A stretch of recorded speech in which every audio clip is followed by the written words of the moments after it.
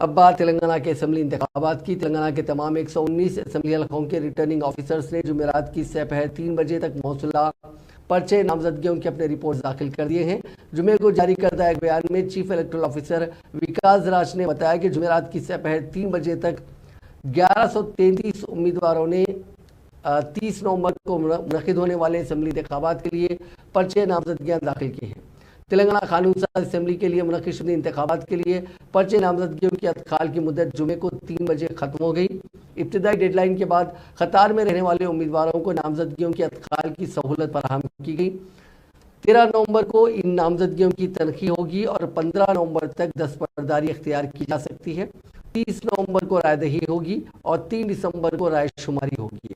इन इंतखाबात से तेलुगुदेशम पार्टी और वायएसआर तेलंगाना पार्टी ने खुद को दूर रखा है, जबकि वायएसआर तेलंगाना पार्टी ने सरकारी तौर पर कांग्रेस की तायद का ऐलान किया है। कांग्रेस के साथ इत्तेहाद के हिस्से के तौर पर सीपीआई कोत्तागुडम से मुकाबला कर रही है, जबकि सीपीएम आज़ाद मुकाबले में है। 119 असेंबली हलकों के लिए तकरीबन 2500 नामजदगियां मौसूल हो सकती हैं।